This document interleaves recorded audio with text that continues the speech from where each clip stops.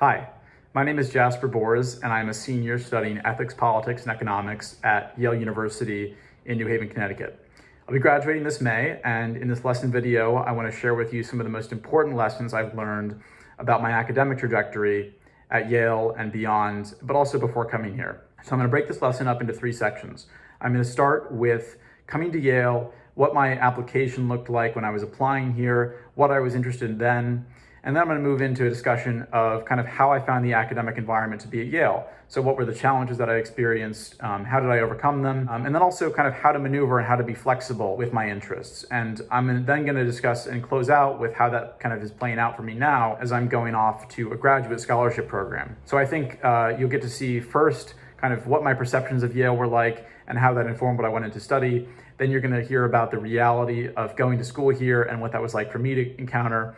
And then finally, you're going to get to understand kind of how to apply what you do with your academic life here. And then also, I think I'm going to talk briefly about some of the soft skills and the things that are more intangible that you learn outside of the classroom and how to develop those as well. So the first thing that I think is really important when you're thinking about applying to a school like Yale that's really competitive and everyone seems to have their interests kind of figured out is to think about how you can carefully cultivate the story and the interests that will really kind of inform a unique perspective that you'll be able to show off in your application, but more importantly, that will add something to the intellectual life at the school that you're going to be going to. So for me, I kind of had to think carefully about what I was interested in as a high schooler and how I could use kind of examples from my environment to inform that perspective. So I grew up just outside of DC, and obviously it seemed like kind of policy making would be a logical choice for me to pursue in college.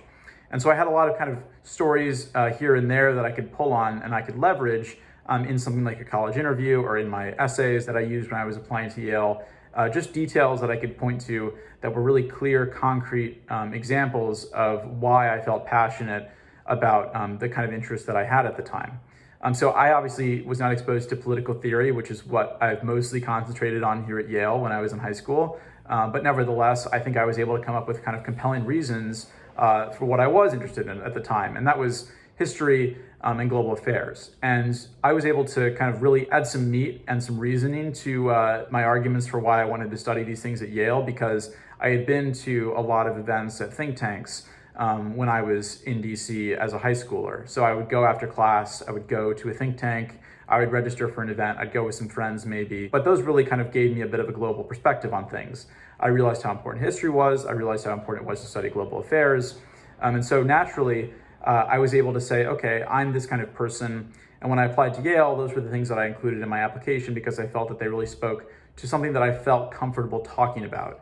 I felt comfortable writing about them. And I really felt like I could kind of be authentic in talking about my interests. So I wasn't having to kind of cover for myself and come up with excuses for why I wanted to study something that I really wasn't interested in. So I think at this stage of the game, it's very important to kind of be authentic and really think about the things you care about and just go with it. And I think there's nothing like instinct and kind of intuition about what you want to study. And in the next part, I'll talk briefly about how to kind of question that instinct, how to question that intuition, and maybe push yourself a little bit outside of your comfort zone. So when I got to Yale, I wanted to be a history major. That's all I wanted to study. That's what I loved doing in high school. And I felt that Yale had a very strong history department, which it definitely does. And I think that you could be very smart about identifying departments or professors that you really want to take classes with. And for me, that was history. But I also realized that it wasn't just going to be the easiest thing for me to do to be a history major straight up, because I was good at history and I already knew I was good at it. So my freshman year at Yale, I wanted to push myself a little bit outside of my comfort zone. And I ended up in a class that was more or less in the great books. So we studied philosophy, political theory, and a little bit of history, but mostly literature in addition to the other two subjects. And so that course was really rigorous, and it really encouraged me to pursue things that weren't just kind of pure history, which is what I had been used to in high school and is kind of what I expected to get into here at Yale. So I kind of saw my intuitions taking me to a certain place, but then I was also able to step back a little bit and think about how if I were to just follow my intuitions, then I would maybe wind up in something that I really didn't want to end up in, but I had never let myself try anything else. So I was able to kind of reevaluate my priorities a little bit from a very early stage of my Yale career. And I think for me, reflecting on it now, that was a really important step for me. So next, I found a new major. And I know I had said that, I was history and global affairs when I applied to Yale. those were the majors that I said were, what I wanted to do. But it's very easy, I think, at a school like Yale to change course pretty fast. So there's the resources, certainly, and you can easily plan out an academic strategy from the first year you get here that gives you some flexibility and gives you the ability to kind of adapt and change as your interests adapt and change. Because inevitably, and I think this is something that you have to build into your calculus when you're going to college, is you have to know that while you may have strong intuitions or instincts about what you want to study, you also have to be able to plan for kind of contingencies, and you have to be able to plan for changes.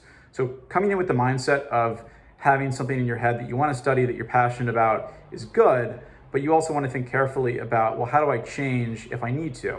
So as a result of this kind of sudden change of mindset that I had after my freshman year, where I had taken political theory classes and thought that, that kind of classroom environment was really what I wanted to spend more time in, I pursued the EP&E majors, we call it, or ethics, politics, and economics. So I think one of the strengths of EP&E is that it gives its graduates this really broad toolkit of disciplines to apply to also a broad set of problems that society is facing.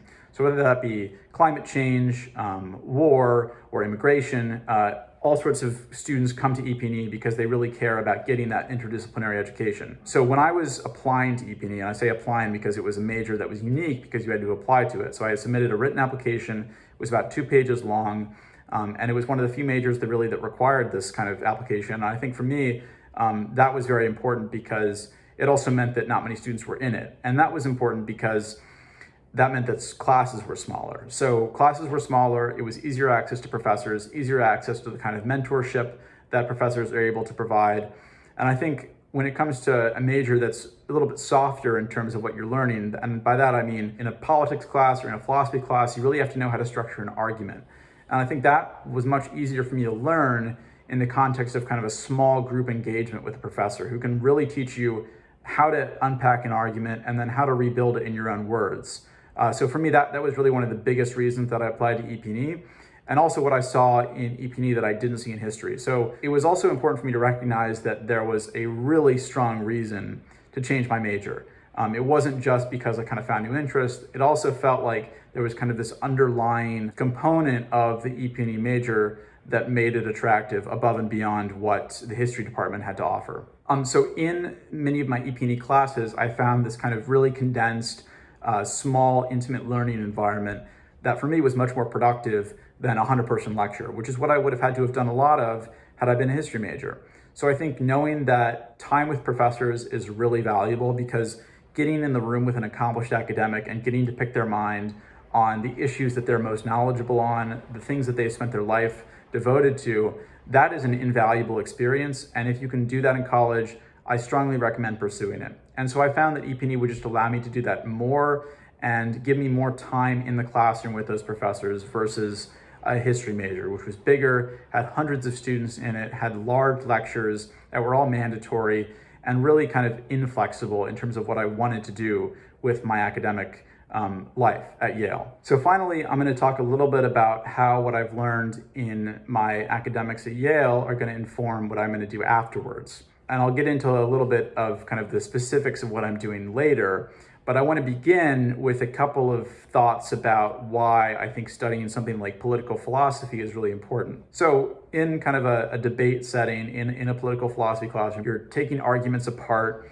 you're discussing the merits of different arguments, and you're thinking really critically about concepts like government or liberty or rights that some people just kind of take for granted. So in that respect, the concepts themselves tend to be easy to grasp, but the arguments for them are a little bit more difficult. And also learning how to construct your own arguments is perhaps one of the most difficult tasks that I think you can face in a college classroom.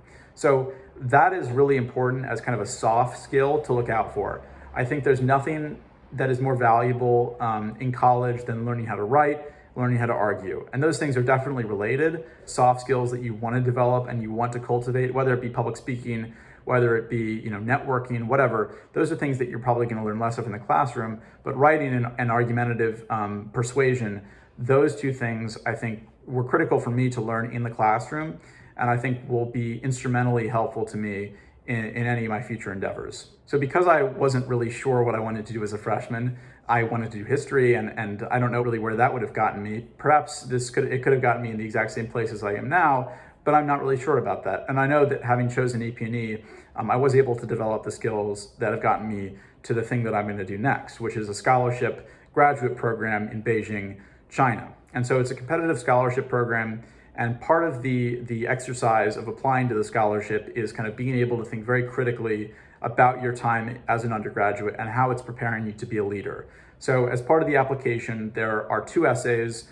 There's an essay that's sort of why do you want to do this program essay, and then the other one is more of a leadership exercise. So you're asked to think about a time when you acted in a leadership capacity, when you demonstrated leadership skills, and when you were able to kind of execute given the position that you were in. So after I finished the written application component, I was asked to complete a short bio via a video recording. And so I had to talk about myself for 1 to 2 minutes and kind of present a convincing set of reasons as to why I was applying to the program. And I think this was kind of a critical exercise for me because it also showed me how valuable my experience in the classroom debating political philosophy has been, because I'm very comfortable with public speaking. I'm very comfortable talking about why I want to do things. I'm comfortable with coming up with an argument on the fly, like I was supposed to in this video, because it was ad lib. I was supposed to use a script. And so for me, that kind of showed me how I was on the right path. I was able to develop a lot of these soft skills within the EP&E major that I might not have otherwise developed had I chosen a major like statistics or something like that. Not that that was ever on the table, but I think it's a good example of how critical it is to develop these soft skills, which will help you in something like an interview setting. And that was actually the next stage of the scholarship application process, was an interview with 7 interviewers on the panel and then you. So you join the Zoom call and they start grilling you basically on US-China relations. They grill you on your own leadership history, and they grill you on kind of what do you think of leadership. And so I think being able to talk about kind of abstractly what these concepts are to you, and then also kind of the nitty gritty as to, how have you been a leader?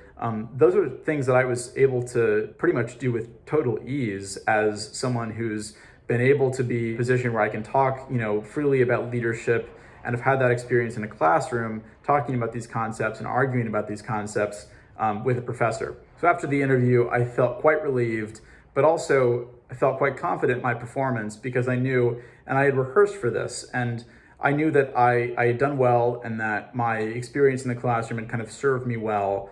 So the program that I'm doing is called Schwartzman Scholars. And I applied to the program because I see sort of the future of US-China relations, which is the focus of the program, as really essential to the foundations of the global order. So as an aspiring diplomat, I think that it's really crucial that we study both sides when there's a conflict. And I know the US side. I've studied American foreign policy. I've studied the history of American government. I'm knowledgeable on American politics, but I don't know that much about the Chinese side.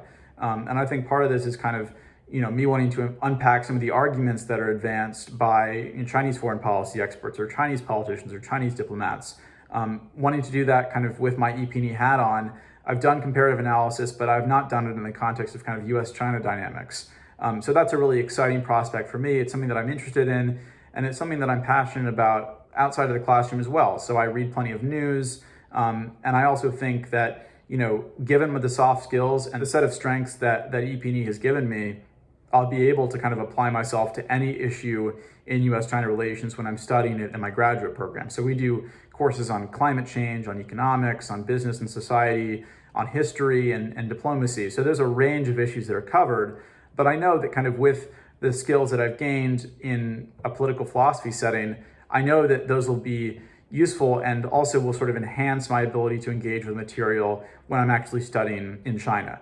So I hope that all of these kind of lessons were helpful for you and useful in some way. So I hope you enjoyed the lesson, and I'll just quickly sum up with a few reflecting points on what I talked about today. So I think I covered sort of 3 main points. The first one was how to cultivate your interests and how to come up with a narrative for yourself when you're applying to college. And this is really important because you have to be thoughtful about your environment and you have to be thoughtful about the reasons that will support your interests in something like a college application. The second point is to kind of think about the intuitions that you gained in high school, but also be willing to change them if that comes to pass. And you do have kind of a change of heart in an academic setting. So you want to rely on your intuitions to an extent, but never sort of fully trust them, and always be curious and kind of question what it is that you really want to do, because you never know when an exciting opportunity is going to come along. And then finally, the last point that I made was about soft skills. So for me, I think a lot of the factual knowledge that I gain in college, yeah, I know it right now, but in 5 or 10 years, it's probably not what I'm going to remember. But those soft skills are going to stick around, kind of like a foreign language in a way. So overall, I'd encourage you to just find a balance and think about what has longevity and endurance. Thanks so much for listening.